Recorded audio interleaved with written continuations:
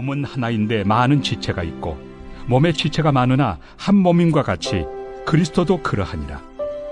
우리가 유대인이나 헬라인이나 종이나 자유인이나 다 한 성령으로 세례를 받아 한 몸이 되었고 또 다 한 성령을 마시게 하셨느니라.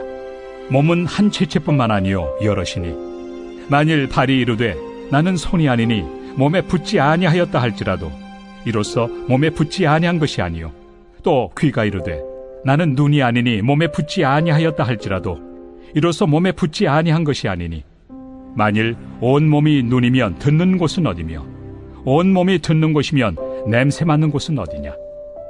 그러나 이제 하나님이 그 원하시는 대로 지체를 각각 몸에 두셨으니 만일 다 한 지체뿐이면 몸은 어디냐. 이제 지체는 많으나 몸은 하나라. 눈이 손더러 내가 너를 쓸 데가 없다 하거나 또한 머리가 발더러 내가 너를 쓸 데가 없다 하지 못하리라. 그뿐 아니라 더 약하게 보이는 몸의 지체가 도리어 요긴하고 우리가 몸에 덜 귀히 여기는 그것들을 더욱 귀한 것들로 입혀주며 우리 아름답지 못한 지체는 더욱 아름다운 것을 얻느니라. 그런즉 우리의 아름다운 지체는 그럴 필요가 없느니라. 오직 하나님이 몸을 고르게 하여 부족한 지체에게 귀중함을 더하사 몸 가운데서 분쟁이 없고 오직 여러 지체가 서로 같이 돌보게 하셨느니라. 만일 한 지체가 고통을 받으면 모든 지체가 함께 고통을 받고 한 지체가 영광을 얻으면 모든 지체가 함께 즐거워하느니라. 오늘은 한 몸을 이루는 교회라는 제목으로 하나님 말씀 증거하겠습니다. 오늘 본문에서 바울은 교회를 몸에 비유하고 있습니다. 12절 말씀을 보시면 몸은 하나인데 많은 지체가 있고 몸의 지체가 많으나 한 몸임과 같이 그리스도도 그러하니라. 바울이 말하는 몸의 특징은 무엇입니까? 몸은 하나이면서 많은 신체 기관을 가지고 있습니다. 14절을 보시면 똑같은 맥락에서 이렇게 말하죠. 몸은 한 지체뿐만 아니요 여럿이다. 오늘 QTA의 설명에 있는 것처럼 몸은 한 지체라는 통일성과 또 여럿이라는 다양성을 동시에 가지고 있습니다.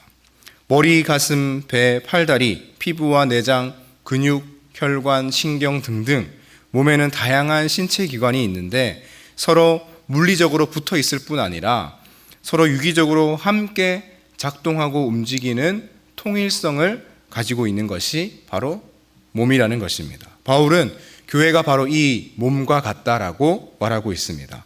몸이 가진 특징인 통일성과 다양성이 교회에도 그대로 적용되기 때문입니다. 바울은 예를 들어서 말하고 있습니다. 15절 말씀 보시면 만일 발이 이르되 나는 손이 아니니 몸에 붙지 아니하였다 할지라도 이로써 몸에 붙지 아니한 것이 아니요 16절 또 귀가 이르되 나는 눈이 아니니 몸에 붙지 아니하였다 할지라도 이로써 몸에 붙지 아니한 것이 아니니. 무슨 말입니까? 발이 자기 발가락에 반지를 끼워주지 않고 손에 손가락에만 반지를 끼워주는 것에 불만을 품고 난 오늘부터 몸 안 하겠다라고 말할 수 없다라는 것입니다. 또 귀가 눈더러 눈 너는 여러 가지 화장에 그것도 모자라 쌍꺼풀 수술까지 하는데 나는 푸대접 받고 있으니 오늘부터 난 몸 안 하겠다라고 말할 수도 없다라는 것입니다. 왜냐하면 몸은 하나이기 때문에 그렇습니다. 몸은 통일성이라는 특징을 분명히 가지고 있기 때문입니다. 13절을 보시면 고린도 교회를 구성하고 있는 다양한 계층의 성도들이 있었음을 알 수 있습니다. 우리가 유대인이나 헬라인이나 또 종이나 자유인이나 이전에 자신들을 분류했던 기준들이었죠. 유대인이냐 헬라인이냐 또 종이냐 자유인이냐 이 모든 옛 꼬리표를 다 떼고 지금 고린도 교회가 한 몸이 될 수 있었던 이유는 13절 하반절이 설명해 주고 있습니다. 다 한 성령으로 세례를 받아 한 몸이 되었고 또 다 한 성령을 마시게 하셨느니라. 성령 안에서 고린도 교회가 한 몸이 된 것입니다. 교회는 이처럼 성령 안에서 한 몸 된 통일성을 가진 공동체입니다. 또 17절을 보시면 이제 바울은 몸의 다양성에 대해서 말하는데요.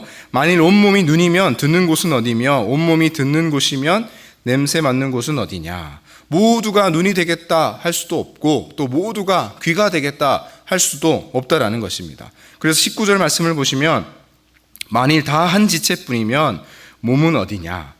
예를 들면 이런 것이죠. 만약 모두 눈이 되겠다, 아니다, 모두 귀가 되겠다라고 한다면 몸은 괴상한 형체가 될 것입니다. 기능적으로도 그 몸의 기능을 제대로 할 수 없을 뿐더러 보기에도 이상한 형태가 되겠죠. 교회도 마찬가지라는 것입니다. 교회는 다양한 사람들이 모인 다양한 공동체라는 것입니다.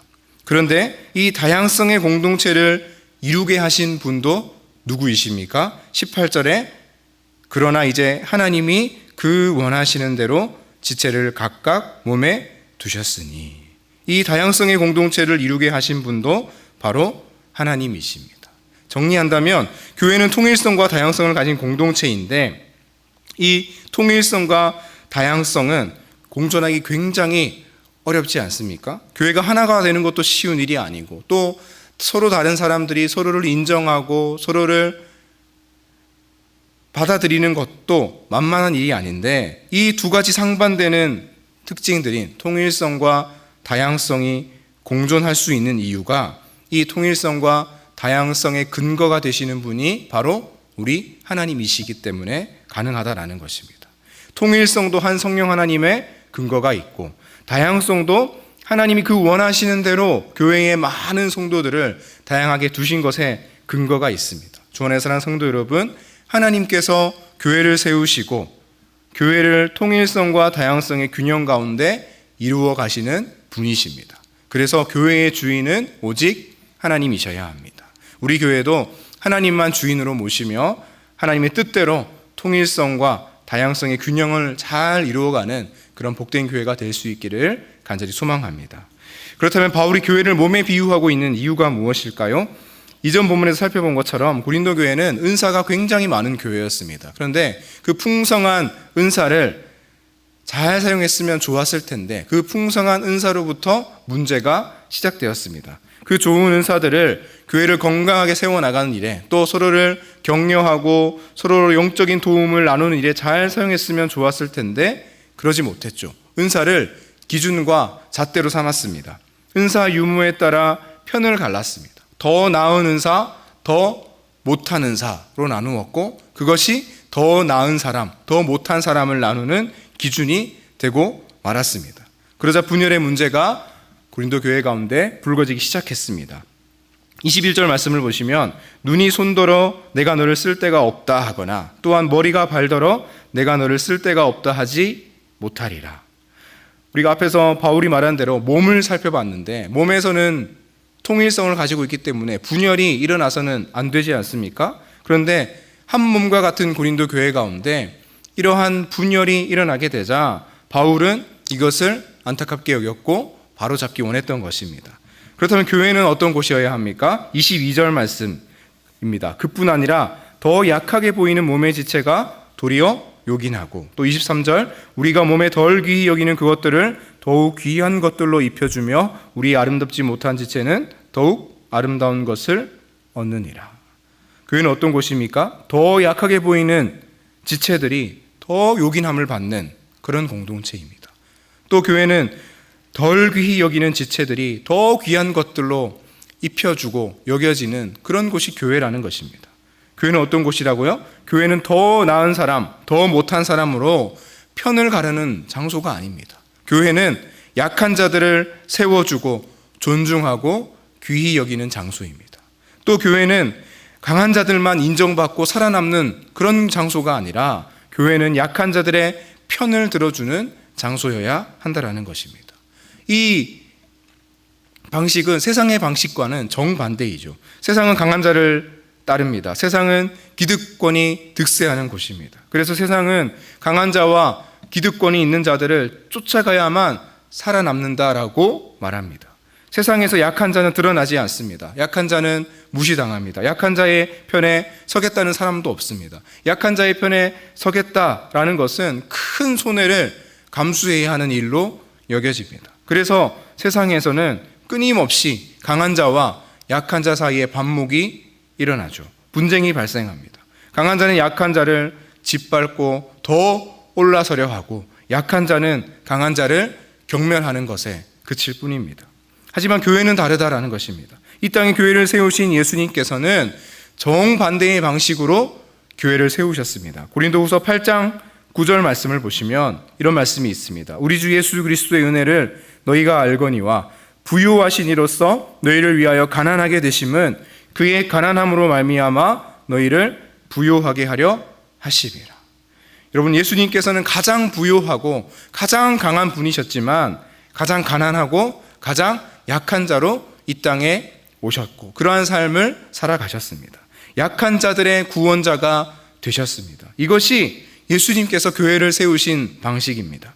그래서 머리 대신 예수님의 몸된 교회는 약한 자들을 세워주고 약한 자들을 존중하고 귀히 여기며 약한 자들의 편을 들어주는 그런 장소여야 한다라는 것입니다. 약한 자들을 돌아보기 시작할 때 교회는 바로 참된 회복의 길로 걸어가게 될 줄로 믿습니다. 그때 일어나는 일이 무엇입니까? 25절, 26절 말씀인데요. 우리 같이 읽어볼까요? 25절, 26절입니다. 시작. 몸 가운데서 분쟁이 없고 오직 여러 지체가 서로 같이 돌보게 하셨느니라. 만일 한 지체가 고통을 받으면 모든 지체가 함께 고통을 받고 한 지체가 영광을 얻으면 모든 지체가 함께 즐거워하느니라. 아멘.